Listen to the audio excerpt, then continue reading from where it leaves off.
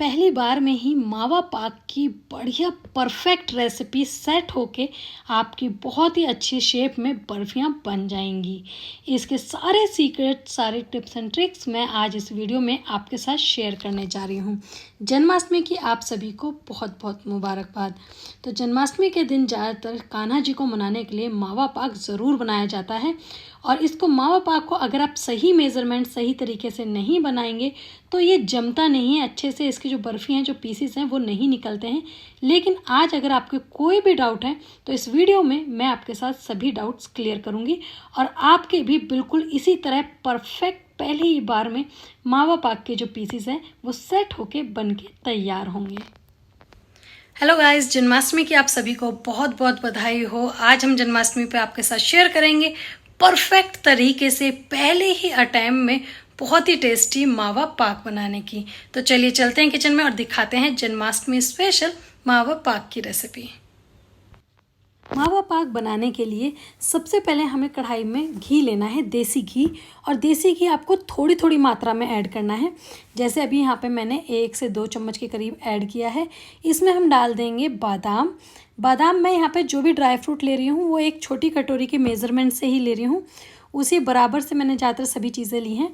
तो 1 कटोरी यहाँ पे हमने बादाम डाल दिए हैं। इनको हमें घी में भूनना है जब तक इनका थोड़ा कलर चेंज नहीं हो जाए और इसमें से चटकने की आवाज़ आने लगती है, तब तक इन्हें हम तेल में तल लेंगे, भून लेंगे। इसके बाद इसी घी के अंदर हम यहाँ पे डाल देंगे काजू। और काजू क्योंकि बहुत ही जल्दी भुन जाते हैं तो आपको इसमें बहुत कम समय लगने वाला है। और बस इसे तो जैसे आपको हल्का सा कलर चेंज होता हुआ दिखाई दे काजू का, आप इसे भी बाहर निकाल लीजिए कढ़ाई में से। तो काजू और बादाम दोनों सेम मेज़रमेंट था, एक ही कटोरी से एक ही बराबर। तो यहाँ पे दोनों ही चीज़ हमने देसी घी में तल ली हैं, काजू भी और बादाम भी। इसके बाद बारी आती है गोंद की, और ये मार्केट में बहुत इजीली मिल जाता है। और देखिए इसको हमें बहुत, ये जो मैं जो भी ड्राई फ्रूट्स भून रही हूँ ना, ये बिल्कुल लो फ्लेम पे हैं। लो फ्लेम पे ही आपको भूनना है, तभी अच्छे से भुनेंगे। और ख़ास तौर से गोंद के लिए बहुत ख़ास टिप है। गोंद जो होता है अगर आप तेज़ आंच पे भुनेंगे तो आपको फूला हुआ तो दिखेगा, लेकिन अंदर से गोंद कच्चा रह जाता है और वो दांतों में चिपकता है, जिसकी वजह से आपकी जो मिठाई है वो ख़राब हो जाती है। तो यहाँ पे गोंद को बिल्कुल लो फ्लेम पे अच्छे से भूनना है। जब पहले गोंद आपको वाइट होता हुआ दिखाई देगा, लेकिन उसके बाद वापस से जब तक हल्का रेड नहीं होने लगे, हल्का सा इसका कलर चेंज होएगा, तभी हमें इन्हें कढ़ाई में से बाहर निकालना है। और गोंद जो है देसी घी काफ़ी ज़्यादा मात्रा में ले लेता है, इसलिए उसे आप लास्ट में ही तलिएगा। इसके बाद थोड़ा सा देसी घी मैंने और इसमें डाला है, और इसके बाद हम इसमें डाल देंगे मखाने। मखाने भी देसी घी को बहुत ज़्यादा जल्दी पी लेते हैं, इसके अंदर चला जाता है, इसलिए कम ही देसी घी डालिएगा इसे भूनने के लिए। और तुरंत ही अलटते पलटते हुए इसे हल्के से कुरकुरे क्रिस्पी होने तक आपको भूनना है। ज़्यादा आपको कलर चेंज होने का वेट नहीं करना है मखानों का, सिर्फ हल्के से कुरकुरे क्रिस्पी होंगे तब तक के लिए आप इसे भून लीजिए। और लगभग 1 से 1.5 मिनट में अच्छे से बिल्कुल क्रिस्पी कुरकुरे हो जाते हैं। बस यहाँ पे मखाने भी अच्छे से भून चुके हैं, तो इन्हें भी हम बाहर निकाल लेंगे एक प्लेट के ऊपर। अब जो चीज़ें भूनने की और तलने वाली थी वो यहाँ पे कंप्लीट हो गई। बस इतने ही ड्राई फ्रूट्स जो हमें भूनने हैं। इसके बाद हम कढ़ाई की तरफ चलते हैं। एक बड़ी कढ़ाई लेनी है जिसमें हमें ये बनाना है, तो उसमें हम चीनी डालेंगे। जिस कटोरे से आपने पानी देखा, उसी कटोरे को भर के मैंने पूरे ऊपर तक भर के चीनी डाली है। शायद वो वीडियो नहीं हुई। और उसी का आधा पानी मैंने इसमें ऐड किया है, यानी कि चीनी की मात्रा पूरी कटोरी है और पानी की आधा कटोरी, बिल्कुल हाफ, 50%। चाशनी के लिए हम उसे पकने के लिए छोड़ देते हैं। और इतनी देर में हम कर लेंगे ड्राई फ्रूट को थोड़ा सा दरदरा पीस के तैयार। तो ड्राई फ्रूट को आप जो है बादाम और काजू को एक साथ पीस सकते हैं। वैसे मैं कहूँगी ज़्यादातर आप सभी ड्राई फ्रूट को अलग अलग पीसिए, क्योंकि जो मावा पाक होता है इसके अंदर ड्राई फ्रूट थोड़े मोटे मोटे पीसीज में होने चाहिए। तो मैंने यहाँ पे दोनों ही चीज़ ली हैं। बहुत हल्की सी मिक्सी चलाऊंगी, हिलाऊंगी, फिर से चलाऊंगी, तो ये मोटे और दरदरे हमारे पिस के तैयार हो जाएंगे। देखिए कुछ इस तरीके से। तो ये जो मावा पाक की रेसिपी है, इसका दूसरी टिप यही है कि आपको जो ड्राई फ्रूट हैं थोड़े मोटे और दरदरे बनाने हैं, जब भी आपको उसे खाने में भी मज़ा आएगा। इसके बाद हम जो यहाँ पे हमने गोंद यहाँ पे भून के रखी हुई है देसी घी में, उसको भी इसके अंदर ऐड करेंगे और इसको भी पीसेंगे। इसको हल्का से एक बार चलाएंगे तभी ये बिल्कुल क्रश हो जाएगी। तो देखिए गोंद भी पिस के तैयार है। गोंद को भी हम सेम उसी बाउल में निकाल लेते हैं जिसमें हम सभी ड्राई फ्रूट्स को ऐड कर रहे हैं। अब इसके बाद क्योंकि ये सब चीज़ें तैयार हैं तो बारी आती है मखाने की, जो हमने भून के रखे थे। अब मखानों को भी आपको हल्का हल्का भूनना है, और मखानों को भूनते वक्त ध्यान रखिए जिस तरीके से मैंने भर दिया ना मिक्सी का जार, इस तरीके से आपको नहीं भरना है, आधा करना है। इस तरीके से नहीं पीसेंगे अच्छे से, तो आपको इसको आधा कर लेना है। इस तरीके से आपको आधा करना है, उसके बाद थोड़े थोड़े को ही पीसना है। तो 2 बार में मैंने इसे थोड़ा थोड़ा करके पीसा है, जिससे कि जो मखाने हैं थोड़े मोटे मोटे रहें और थोड़े अच्छे से पिस भी जाएँ। तो देखिए 2 शिफ्ट में बिल्कुल परफेक्ट तरीके से मखाने पिस जाते हैं। आप इस गलती को मत कीजिएगा कि एक ही बार में मिक्सी के जार को भर के, तो फिर वो पिसने वाले नहीं हैं, आपको परेशानी होगी।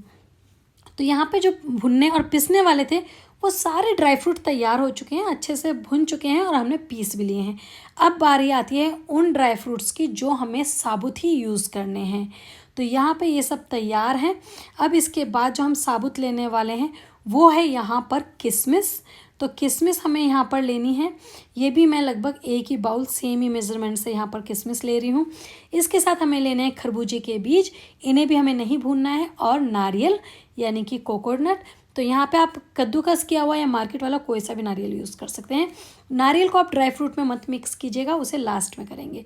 अब यहाँ पे चाशनी उबलने लगी है, तो उसमें देखिए आप साइड में जो है गंदगी इकट्ठी हो जाती है चाशनी में। अगर चीनी गंदी होती है या थोड़ी भी चीनी के अंदर डस्ट होती है, तो देखिए इस तरीके से चाशनी में साइड में गंदगी इकट्ठी होनी शुरू हो जाती है झाग बन के। आप उसे एक अलग बर्तन में निकाल के फेंक दीजिए। अगर चीनी में से नहीं निकल रही है चाशनी में से गंदगी, तो आप दूध डाल सकते हैं इसमें थोड़ा सा, 1 चम्मच या 2 चम्मच। सारी गंदगी ऊपर झाग में अच्छे से आ जाएगी और आप उसे ईजिली निकाल लेंगे। ये दोनों टिप में से आप कोई भी चीज़ से चाशनी को क्लीन करने के लिए यूज़ कर सकते हैं। अब देखिए चाशनी जो है उबल रही है, लेकिन अभी थोड़ी पतली है। चाशनी को हमें जब तक साइड में अच्छे से गाढ़ी गाढ़ी नहीं हो जाती तब तक पकानी है। और ये साइड में जमनी शुरू हो गई है, देखिए वाइट वाइट जो है साइड में चीनी जमनी शुरू हो गई है, यानी कि चाशनी हमारी बिल्कुल अच्छे से गाढ़ी हो गई है। चाशनी हमें 1 तार की नहीं बनानी मावा पाक में, कम से कम 2 से 3 तार की बनानी है, ध्यान रखिएगा, क्योंकि इसमें हम मावा ऐड कर रहे हैं। मावा मैंने यहाँ पर 100 ग्राम ऐड किया है। और मावे वाली चाशनी को पहले, मावा डालने से पहले चाशनी अच्छी गाढ़ी होनी चाहिए। उसके बाद जब हम मावा डालते हैं तो वो थोड़ी पतली हो जाती है। तो यहाँ पे अब मावा हमने इसमें 100 ग्राम ऐड कर दिया है, और मावा डालने के बाद इसे हमें अच्छे से चलाते हुए वापस से कम 6 से 7 मिनट पकाना है। तो देखिए आप जैसे मावा डालेंगे उसके बाद ये झाग आपको ऊपर दिखाई देंगे, और आपको इसको चलाते हुए ही पकाना है, छोड़िएगा नहीं। ये जितना भी मावा है ना, उबलने की वजह से इसमें सारा घुल जाएगा और मिक्स हो जाएगा। तो मावा वाली चाशनी के लिए सबसे परफेक्ट, ये बहुत इंपॉर्टेंट बात है, तभी बर्फ़ी सेट होती है। कम से कम 3 से 4 तार की चाशनी बनाइए, उसके बाद आप मावा ऐड करिए, और मावा ऐड करने के बाद भी आपको 5 से 6 मिनट पकाना है, जब तक इस तरीके से कलर नहीं आ जाता या थोड़ी सी आपको चिकनापन ऊपर दिखाई नहीं देने लगता, तब तक पकाना है। इसके बाद हम इसमें डाल देंगे ड्राई फ्रूट जो हमने पीस के और मिक्स करके रखे हुए हैं। तो ड्राई फ्रूट आप थोड़ा थोड़ा करके डालिए इसमें, जिससे कि आपको पता चल जाए कहीं ड्राई फ्रूट आपने ज़्यादा तो नहीं पीस दिए। अगर ज़्यादा पीसे होंगे तो आप कोई और मिठाई बना सकते हैं, लेकिन अगर इसमें ज़्यादा चले गए तो फिर ये जमने में, सेट होने में दिक्कत करेगी। तो देखिए अभी ये बहुत पतले हैं, थोड़े और डाल देते हैं इसमें, जब तक कि अच्छे से गाढ़ा नहीं हो जाता। ध्यान रखिए अभी नारियल भी जाएगा, तो इतने ही ड्राई फ्रूट इसमें बहुत हैं। अब इसमें हम नारियल डाल देते हैं। जो नारियल है उसे सबसे लास्ट में आपको ऐड करना है, तो यहाँ नारियल भी इसके अंदर डाल देंगे। और अब सबसे फाइनल जो स्टेप है इम्पॉर्टेंट, सारे ड्राई फ्रूट डालने के बाद भी आपको कम से कम 3 से 4 मिनट पकाना ही पकाना है। जी हाँ, ज़रूरी है। सारे ड्राई फ्रूट इसमें मिक्स करने के बाद 3 से 4 मिनट आपको चलाते हुए अच्छे से पकाना है। आपको फील हो जाएगा चमचा चलाते हुए इसमें कि ये जो है बर्फ़ी जमने के लिए बिल्कुल सेट हो चुका है। अगर नहीं पता चले तो एक साइड में एक छोटी सी प्लेट ले लीजिए, थोड़ा सा उसमें रख के देखिए, सेकंडों में जमनी शुरू हो जाएगी। और जब आपको लगे बर्फ़ी अच्छे से सेट हो रही है, तभी आप गैस की फ्लेम को बंद कीजिएगा। तो मैं इतने जल्दी से गैस पे वो पक रहा है, जल्दी से बिल्कुल लो फ्लेम पे छोड़ा है मैंने। इतनी देर में मैं घी लगा लेती हूँ सभी प्लेटों पे जिन पे आपको मावे पाक को जमाना है। घी लगाने से बहुत ईजिली निकल जाएगी, ये चिपकेगी नहीं, सेट अच्छे से हो जाएगी। तो देखिए मावा पाक जो है हमारा अच्छे से बिल्कुल परफेक्टली डन है। देखिए साइडों में वाइट वाइट चाशनी जो है, चीनी अच्छे से जम रही है। और ये ड्राई फ्रूट भी इसमें बहुत अच्छे से मिक्स हो गए हैं। तो बिल्कुल परफेक्ट डन हो चुके हैं हमारी मावा पाक। गैस की फ्लेम को बंद कर लेते हैं और जल्दी से इसे प्लेट में ट्रांसफ़र करते हैं। ये काम आपको बहुत जल्दी जल्दी करना है क्योंकि तुरंत ही जमना शुरू हो जाएगी। जल्दी से हम इसे प्लेट के ऊपर डालेंगे और कोशिश कीजिए कि किसी थाल में डालिए जिसमें किनारे हों।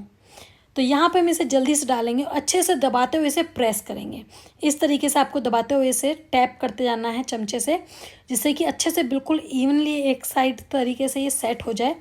और देखिए इसके बाद जो दूसरा काम आपको करना है जल्दी में, वो करना है कि इसमें आपको चाकू से निशान लगाने हैं। यहाँ पे आपको इसमें तुरंत ही कटिंग के निशान लगा देना है, कटिंग कर देनी है गीली ही चाशनी में, जब तक ये सेट भी नहीं हुई है तभी इसको, नहीं तो एक बार सेट हो गई आप काटने में परेशान हो जाएंगे, टूट फूट जाएगी, अच्छे से नहीं कटेगी पीसेस में।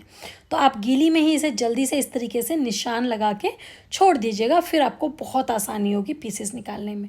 बस ये 2 ही मिनट में आपको सेट होती हुई दिखाई देगी, तीसरा मिनट आपको नहीं लगने वाला है। इतने आप दूसरी प्लेट सेट करेंगे, इतने ही आपको ये बिल्कुल अच्छे से सेट हो जाएगी। तो देखिए मावा पाक जो है हमारी बहुत अच्छे से बिल्कुल परफेक्ट तरीके से सेट हो चुकी है। तो अब मैं आपको इसे निकाल के भी दिखाती हूँ, लेकिन निकालने से पहले हमें करना क्या है कि जो हमने लाइनिंग कट की है उसके बाद उसके ऊपर एक बार फिर से हमें नाइफ़ को घुमाना है, लगाना है, कट करना है इसको, जिससे कि वो थोड़ा बहुत अगर नीचे जमा हुआ है तो वो बिल्कुल अच्छे से सेपरेट हो जाए। देखिए हमने पहले कटिंग कर रखी थी इसलिए नाइफ़ बहुत ईजीली स्मूथली जा रहा है, नहीं तो ये ड्राई फ्रूट मोटे होने की वजह से कट नहीं पाता है। बस इस तरीके से हमें इसे कट करना है। सेम इसी तरह मैं दूसरी साइड से भी इसे इसी तरीके से नाइफ़ से इसे कट कर लूँगी। इसके बहुत आराम से बहुत इजीली शेप निकल जाएगी। तो देखिए ड्राई फ्रूट बनाना, ये मावा पाक बनाना इतना मुश्किल नहीं है, बहुत आसान रेसिपी है, लेकिन बस थोड़े से टिप्स एंड ट्रिक्स और ख़ास तौर से चाशनी वाले पार्ट उस पे ध्यान दीजिएगा, उसे फॉलो कीजिए तो आपकी जो मावा पाक है वो भी सेम इसी तरीके से बिल्कुल परफेक्टली बन के निकलेगी। देखिए इस तरीके से बिल्कुल परफेक्ट पीस बन के निकला है। और मैंने बीच में से आपको उठा के दिखाया है, साइड में से नहीं, क्योंकि साइड में से तो बहुत ईजिली निकल जाता, लेकिन बीच वाला आपको निकाल के दिखाया है। सिर्फ 2 मिनट हुए हैं इसे थाल में डाले हुए और ये बिल्कुल अच्छे से सेट हो गई है और बहुत ही परफेक्ट और एकदम सॉफ्ट बनी है। तो इसी तरह जो है मैं सारे मावा पाक को इसमें से निकाल के आपको दिखा देती हूँ। तो जब भी आप मावा पाक को प्लेट में से निकालें तो साइड किनारों से शुरू करें, आसानी रहती है, जल्दी जल्दी पीसेस उठते चले जाते हैं और इतनी अच्छी शेप बन के निकलती है कि आप इसे किसी के भी सामने सर्व करेंगे तो वो देख के भी खुश हो जाएंगे। तो जन्माष्टमी के मौके पे अगर आप मावा पाक की रेसिपी बनाने जा रहे हैं और आपको किसी भी तरीके का डाउट है कि हम बनाएंगे शायद जमे नहीं, सेट नहीं हो, या कैसी बनेगी, ज़्यादा टाइट ना हो जाए, है ना, खाने में ना आए, इस तरीके की कोई भी कैसा भी क्वेश्चन है, एक ऐसे भी डाउट है, तो आप इस पूरी रेसिपी को एक बार देखिए और इसकी एक एक बात को फॉलो कीजिए। आपको पता चलेगा कि मावा पाक पहले ही बार में, फर्स्ट अटैम्प्ट में बिल्कुल परफेक्ट बन के तैयार होती है। मैं सिर्फ आपको पीस ही नहीं दिखा रही, इसे तोड़ के भी दिखा देती हूँ ये कितना सॉफ्ट है, बहुत ही अच्छा है, बहुत इजीली से बच्चे इसे बहुत खुश होकर खाने वाले हैं और आप सबको भी बहुत पसंद आएगी। फिर मिलेंगे एक और नई वीडियो में, तब तक के लिए बाय बाय।